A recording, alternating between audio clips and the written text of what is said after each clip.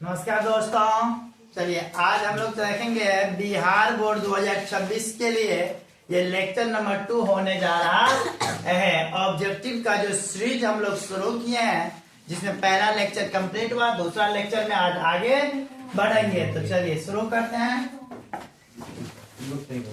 पहला क्वेश्चन कर रहा है निम्नलिखित। पहला क्वेश्चन कर रहा है निम्नलिखित में कौन सा अपरिमेय संख्या है। पहला क्वेश्चन क्या बोल रहा है, निम्नलिखित में कौन सा अपरिमेय संख्या है। तो ये क्वेश्चन पहले भी आ चुका है, अपरिमेय बतलाना है।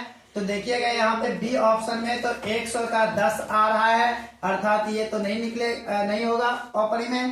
4 का भी निकल जा रहा है, 2 कंप्लीट, ये भी नहीं होगा। 16 का 4 निकल जाता है, 25 का 5 निकल जाता है। इस प्रकार ये तीनों तो होने वाला नहीं है। ऑप्शन नंबर क्या हो जाएगा, ए हो जाएगा। तो हम लोग अगले क्वेश्चन की ओर फिर आगे बढ़ते हैं। अगला क्वेश्चन कह रहा है निम्नलिखित में कौन सा अभाज्य संख्या है। ये क्वेश्चन पिछला लेक्चर में भी आ चुका है, सेकेंड लेक्चर में फिर आया। सिर्फ इसमें क्या है, ऑप्शन में डिफरेंट है। तो ध्यान से देखिएगा, क्वेश्चन वही बोल रहा है अभाज्य। अभाज्य का मतलब क्या होता है, जिसका केवल 2 गुणनखंड हो, अर्थात एक और खुद के अलावे अन्य से जिसमें भाग नहीं लगे। तो वैसा कौन संख्या है। 91 के बारे में देखा जाए तो इसमें 13 से भाग लग रहा है।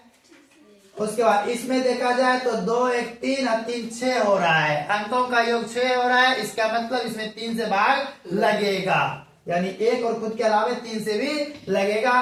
तो ए और बी नहीं होगा। सी नंबर 41 इसका क्या हो जाएगा, सही आंसर हो जाएगा। क्योंकि इसमें भी 5 और 1 मिलकर क्या हो रहा है 6, जो कि 3 से भाग लगता है, अर्थात पूरे में 3 से भाग लगेगा। विभाज्यता के नियम में आप लोग सीखे होंगे 3 के विभाज्यता का नियम। अंकों के योग में 3 से भाग लग रहा है तो पूरे संख्या में 3 से भाग लगेगा ना। तो अगले क्वेश्चन से आगे बढ़ते हैं। अगला क्वेश्चन क्या है, 2 लगातार संख्याओं का मौसम।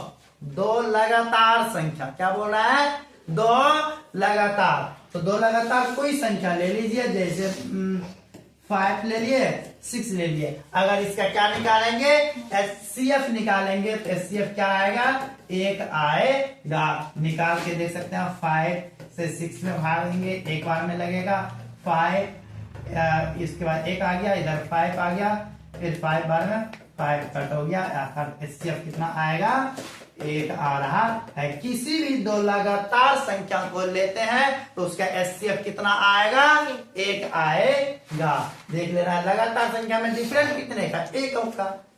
5 के बाद क्या 6, डिफरेंट कितने का है, 1 का, इसलिए एचसीएफ कितना आने वाला है, 1। तो ऑप्शन नंबर क्या हो गया, डी सही। अगला क्वेश्चन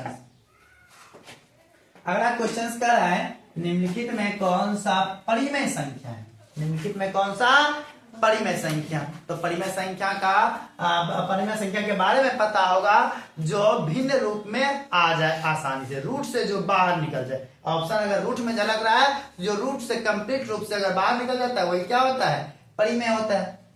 तो यहाँ है √1 अपॉन √144 144। तो देखिएगा 1 रूट से बाहर निकल जाता है आसानी से, 1 होता है। 144 144 का क्या होता है, 12 होता है, यानी इसका कंप्लीट रूप से निकल रहा है 1/12। तो आंसर ए ही होगा, ठीक ना। बी नंबर नहीं होगा, सी भी नहीं होगा, 32 का नहीं निकलता, 1 2 फंस जाता है इसमें। √5 चूंकि परिमेय प्लस अपरिमेय मिलके क्या बनता है, अपरिमेय संख्या, इसलिए ये भी नहीं होगा। तो परिमेय संख्या कौन सा हो गया, ऑप्शन नंबर ए। अगला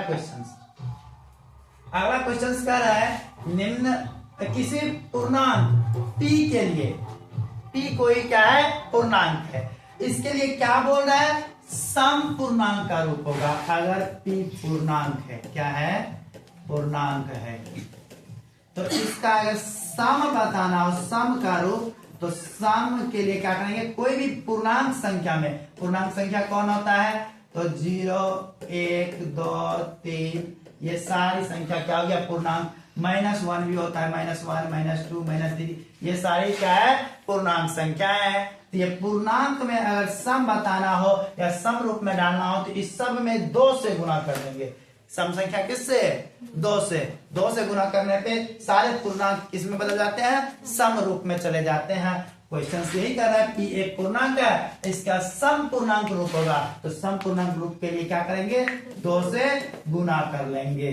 किसमें, पूर्णांक में। तो पूर्णांक में 2 से गुणा किसमें है, ऑप्शन नंबर डी में है। पी पूर्णांक है, 2 से गुणा हो रहा है, 2p क्या हो जाएगा, आपका सम पूर्णांक हो जाएगा। तो आंसर क्या नंबर हो गया, डी नंबर हो गया। अगला क्वेश्चन, अगला क्वेश्चन कह रहा है निम्नलिखित में किसका दशमलव प्रसार अशांत है। निम्नलिखित में किसका दशमलव प्रसार क्या है रे, अशांत है। तो अशांत के लिए एक नियम पता होगा, क्या, जिसके हर में 2 और 5 के अलावा या को छोड़ करके कोई तीसरी संख्या अगर आ जाए तो वह उस भिन्न को क्या करता है, अशांत कर देता है।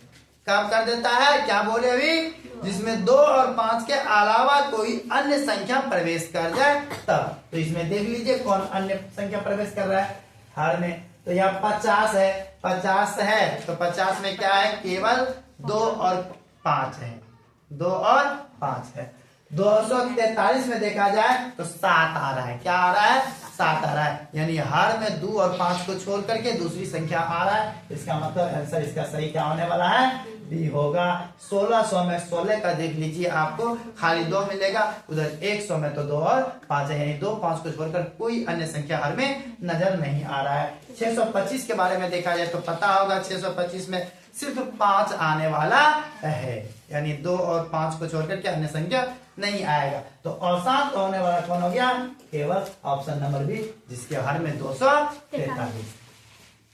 अगला क्वेश्चन, अगला क्वेश्चन क्या रहा है, एक अशून्य परिमेय संख्या अपरिमेय संख्या का गुणनफल, परिमेय और अपरिमेय का गुणनफल।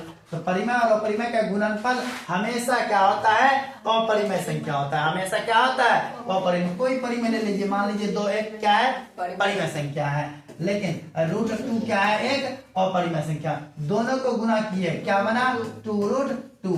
ये भी क्या हो गया, अपरिमेय हो गया। क्या हो गया, अपरिमेय। हम लोग कॉन्सेप्ट थ्योरी में पहले ही पढ़ के रखे हैं, क्या पढ़ रहे हैं कि परिमेय और अपरिमेय का गुणनफल क्या होता है, अपरिमेय संख्या होता है और हमेशा होता है। इसलिए इसका आंसर क्या होगा, ऑप्शन नंबर बी हो जाएगा, हमेशा अपरिमेय। अगले क्वेश्चन, अगले क्वेश्चन कह रहा है 0.777 यानी 7 रिपीट है, 0.7777 है।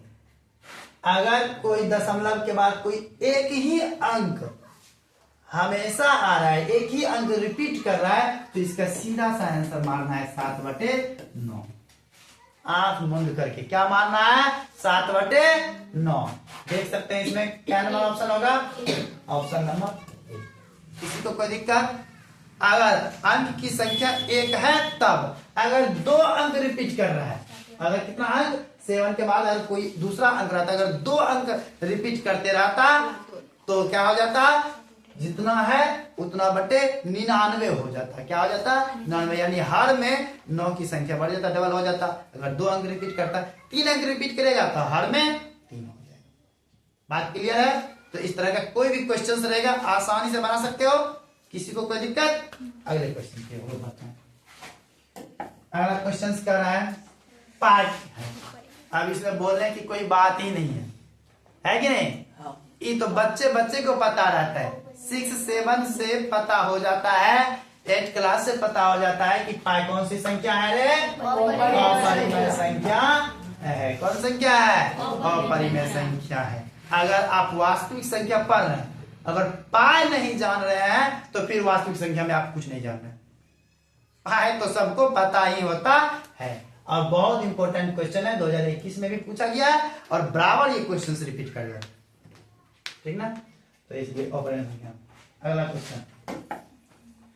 क्वेश्चन कर रहा है निम्नलिखित में से कौन अभाज्य संख्या है। बस पहला लेक्चर में भी देखे थे ये क्वेश्चंस, इस लेक्चर में भी पहला क्वेश्चंस आ गया था, शायद यही था, है ना। तो आप एक बार फिर से आ गया, तो इसको देख लीजिए। फिर क्या हो गया, 15 है तो 15 में 3 और 5 से लग रहा है, मतलब ये क्या हो गया, भाज्य हो गया। क्या हो गया, भाज्य। 23 के बारे में देखा जाए तो एक और 23 के अलावा किसी भी दूसरी संख्या से भाग ही नहीं लगता। इसका मतलब क्या होगा, 23 कौन सी संख्या हो गया, अभाज्य संख्या। किसी को कोई दिक्कत नहीं। अगर आप सब इसी तरीका से और भी वीडियो चाहते हैं देखने के लिए, और इस तरह से आप हमको सपोर्ट कर सकते हैं, जिससे आपको आने वाले हर एक लेक्चर समय समय पर प्रोवाइड करते रहेंगे। और यह वीडियो देखने के लिए आपको बहुत बहुत धन्यवाद।